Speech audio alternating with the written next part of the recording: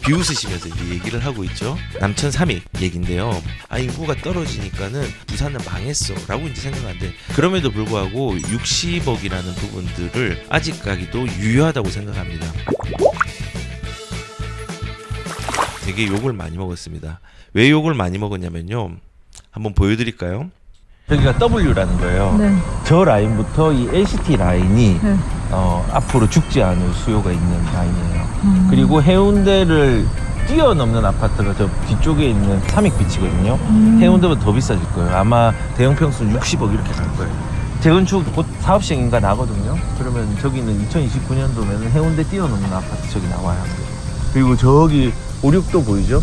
저기 아파트. 56도 바로 위에 저기 SK 아파트인데 SK, 그죠? 저기가 원래 나아병 환자들이 묵었던 펜센병 있는 사람 묵었던 곳인데 이제 아파트로 완전히 바뀌었죠.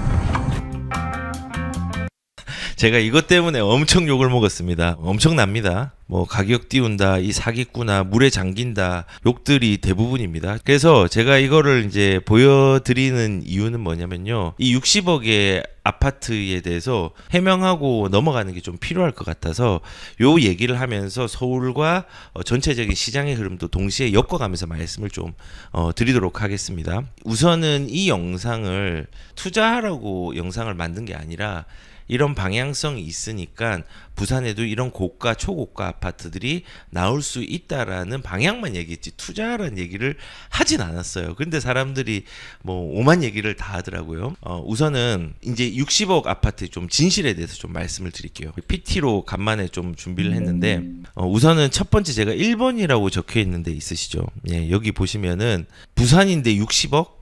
부산 아파트는 투자 가치도 없다. 60억이래 하면서 막 이제 비웃으시면서 이제 얘기를 하고 있죠. 남천 삼익 비치 얘긴데요. 저는 그럼에도 불구하고 60억이라는 부분들을 아직 가기도 유효하다고 생각합니다. 우선 이거 기준 자체를 이게 펜트하우스거든요. 그 기준으로 말씀을 드렸는데 보편적이고 일반적인 주택으로 받아들이는 분들이 많기 때문에 그 보편적인 기준으로 말씀을 드리지 못한 것들이 너무 죄송하다는 생각이 들었어요. 그리고 저는 이제 방향성을 부산에도 이런 아파트들이 나온다. 실질적으로 이거보다 더 비싼 아파트들이 부산에 꽤 있거든요. 해운대라든지 광안리 조망이 되는 초고층 펜트하우스 같은 경우는요. 수요층이 굉장히 두텁습니다. 뿐만 아니라 입지가 조금 안 좋은 강원도를 가더라도 펜트하우스는 가격들이 굉장히 셉니다. 요런 게 있더라고요. 오늘 아파트값 줄줄이 떨어지는데 1년 새 5억 치솟는 귀한 몸. 이게 무슨 말이냐면요. 펜트하우스를 얘기하는 거예요. 사상 유례 없는 거래 절벽에도 불구하고 수요가 몰려서 펜트하우스는 귀한 몸이 됐대요. 실질적으로 지금 인천 서구에 있는 웰카운티의 펜트하우스도 경쟁률이 꽤 높았죠. 그 다음에 충주에 있는 아파트도 펜트하우스의 경쟁률이 높았습니다. 그리고 사실상 이 펜트하우스는요, 다른 가격들은 다 떨어지고 급매가 나오고 있는 부분들이 일부 있지만은 펜트하우스는 지금도 굳건합니다. 그래서 뭐 여기 유명한 데죠. 뭐 힐스테이트, 영통의 힐스테이트 같은 경우는 펜트하우스가 지금 31억에 거래가 되었고 지금 5월 달에 26억과 비교하면은 1년 새 5억이 올랐고 그리고 해운대 경동 제이드라는 아파트가 있습니다. 얘가 47억짜리가 5년 뒤에 거래가 되었는데 75억에 거래가 됐습니다. 올해 1월입니다. 75억에 거래가 됐어요. 예. 그리고 LCT도 지금 요 아파트는 이제 234 전용인데 지금 이제 전용 면적이 70평 정도 되는 거 90평대인데 이거보다 경동 제이드 더 넓은 집이 있습니다. 그런데 그건 좀 더 비싸겠죠. 나중에 팔린다고 하면은. 결국은 부산에서 바닷가 조망이 일어나는 입지 좋은 펜트하우스는요. 가격들이 상당히 고가로 갑니다. 그렇기 때문에 남천비치, 삼익비치 같은 경우는 입지적으로 문제가 전혀 없는 수영구의 바다 조망이기 때문에 우선은 65억으로 충분히 펜트하우스는 갈 수 있다는 생각이 저는 많이 들었습니다. 그래서 우선은 저는 이런 펜트하우스라는 특수성 때문에 60억에 대한 얘기들을 했습니다. 그리고 그 다음 이유도 있는데요. 남천 삼익비치 같은 경우는 평당 가격이 약 4천만 원 정도로 예상이 됩니다. 나중에 분양을 한다고 하면은 그러면은 80평대 4천만 원 정도로 예상이 되는데 보편적으로 펜트하우스는요 일반적인 국평의 분양가보다는 가격이 훨씬 더 비쌉니다. 그런데 지금 뭐 분양가 상한제 때문에 어떻게 되지 않느냐. 일단은 남천 삼익비치는 아마도 분상제를 피하기 위해서 후분양을 할 걸로 예상이 됩니다. 근데 국평이 지금 4천만 원으로 평당가를 측정을 하고 있는데 그 이상이 될 수도 있겠죠. 될 수 있는데 펜트하우스는 조금 더 비쌉니다. 그러면은 뭐 보수적으로 잡아서 4천만 원 초반으로 펜트하우스가 평당가가 측정이 된다고 하더라도 이거는 100평 기준으로 40억이 넘습니다. 그리고 더 이제 현실적인 부분들은 뭐냐면요. 제가 저번에 부산에 이제 내려가 가지고 상담을 했는데 상담에서 이 삼익비치 관련돼서 집을 올해 초 작년 말인가 매수를 한 사람이 있습니다. 매수를 했는데 펜트하우스 수요였습니다. 그래서 대형 평수를 20억이 넘게 현금으로 사고요. 그리고 펜트하우스를 받기 위해서 입주권을 결합하기 할 수 있는 상가를 샀습니다. 13억인가 15억을 주고. 그러면 일단은 그 사람은 펜트하우스를 사기 위해서 35억 정도의 돈을 쓴 거예요. 그 사람들은 바보라서 그걸 썼을까요? 35억을? 아닙니다. 그만큼 가치가 있는 부분이 있기 때문에 돈을 썼다고 생각을 합니다. 그래서 일단은 뭐 보편적인 가격보다는 펜트하우스가 비싸게 초대형 아파트 나오니까 4천만 원으로 잡고 뭐 100평으로 잡는다고 하더라도 이거는 40억짜리입니다. 40억 최소 40억입니다. 그래서 거기에 이제 또 뭐가 있냐? 화폐 가치 하락이 있죠. 화폐 가치 하락. 그러니까 화폐 가치 하락은 이제 통화량의 팽창이 이어지기 때문에 10년 뒤면은 이 분양가가 그대로 가만히 있지는 않습니다. 이거 이상으로 올라갈 수 있습니다. 충분히 올라가고 숫자는 올라가면서 가치는 떨어지는 거예요. 내가 지불해야 되는 돈이 점점 많아지는 거예요. 그런데 이제 사람들은 10년 뒤에 어떤 가치를 지금하고 동일시해 가지고 이 60억이라는 단어를 받아들였다는 생각이 굉장히 많이 들었습니다. 그리고 이 이제 화폐 가치 하락은요. 우리가 이제 받아들일 때 이런 식으로 받아들이면 돼요. 제가 이제 좀 보여드릴게요. 우리가 통화량이 팽창하면서 우리의 CPI라든지 소비자 물가 지수라든지 여러 가지 물가들도 오르잖아요. 우리가 1970년대에 지불했던 돈과 2022년도에 지금 지불하는 여러 가지의 물가 지수 정보들이 있습니다. 지금 소비자 물가의 변화들을 보면은 쌀도 33배 올랐고 2020년 기준 더 올랐죠. 지금은 소고기는 133배 올랐고 돼지고기 48배 올랐고 뭐 지금 닭고기, 계란, 뭐 시내버스 같은 경우도 120배 올랐어요. 택시비도 60배 올랐고 50년이라는 기간이긴 하지만은 굉장히 가격들이 우리가 지불해야 된 화폐 가치가 하락하면서 지불해야 되는 돈들이 많아졌습니다. 이거를 집으로도 적용을 해봐도요. 지금의 60억은 10년 뒤에 60억과 너무 다를 겁니다. 아마도 10년 뒤에 60억의 가치는요. 지금의 40억과 동일할 수 있어요. 이거 뭐 그렇게 안 될 수 있잖아요. 안 될 수도 있죠. 하지만은 분명한 건요. 통화량이 조금 둔화되는 시기는 있었지만은 멈춰가지고 뭐 10년, 20년 떨어진 시기는 단 한 번도 없습니다. 그렇기 때문에 소비자 물가를 보더라도 화폐 가치의 하락들을 체험을 할 수 있는 거죠. 옛날에 동일한 재료와 동일한 음식이라도 내가 지불해야 되는 돈이 많아지는 시기가 온 겁니다. 그러면 이거는 물가지 않느냐? 아파트로 보여주면 어떠냐라고 얘기하시면은 아파트로도 보여줄 수 있습니다. 아파트 같은 경우는 이제 부산을 우선 예를 들면은 부산의 해운대의 대우마리나 2차 아파트 50평 기준으로 예전에 분양가는요. 1억 초반이었어요. 평당 250이었어요. 여기 보시면은 대우 아파트는 지난해에 90년대 신문입니다. 중순에 2차로 632가구를 분양을 했는데 분양가 평당은 250만 원이다라고 얘기를 했어요. 그러니까는 지금 이게 평당 1억 초반이었어요. 가격이 이 분양 당시에. 근데 지금은 어떻게 됐죠? 대우 마리나 아파트는 50평대가 22억에서 25억 합니다. 가격들이 화폐 가치가 떨어지면서 입지적으로 물건적으로 좋은 수요층이 생길 수 있는 신축, 예비 신축의 단계를 밟을 수 있는 여지가 있으니까는 가격들이 이렇게 올라간 겁니다. 거꾸로 우리가 지불해야 되는 돈들이 많아졌죠. 보세요. 지금 이때는 1억 2천이었어요. 근데 1억 2천, 1억 3천으로 그때는 들어갔지만 지금은 못 들어갑니다. 그리고 뭐 보시면은 이 제가 자주 얘기했던 음마 아파트 평당 68만 원이었습니다. 보시면은 70년대죠. 근데 얘 같은 경우도 사실 그때 2천만 원, 3천만 원 주고 30평을 살 수 있었는데 지금은 얼마입니까? 20억 이하짜리가 있습니까? 없죠. 없죠. 이것도 보시면은 화폐 가치가 하락한 거를 알 수 있습니다. 그러면 이때 살 걸. 이때 비쌌습니다. 이때 정말 비쌌습니다. 그러면은 이제 또 다른 아파트도 보여드릴게요. 이게 무슨 아파트 같으세요? 네, 압구정 현대 아파트 3차 30평대 865만 원이었습니다. 평당가가 아니라 매매가입니다. 40평대 1200만 원이었습니다. 48평대 1400만 원이었고요. 60평 1700만 원이었습니다. 그러면 이때 살 걸. 못 사죠. 못 사죠. 왜냐하면 우리는 통화량이 증가하고 현금을 많이 찍어낼수록 우리가 지불해야 되는 돈들이 많아진다는 걸 알아야 됩니다. 그런데 이 자본주의 시스템이 계속 있는 한 이거는 계속 지속될 겁니다.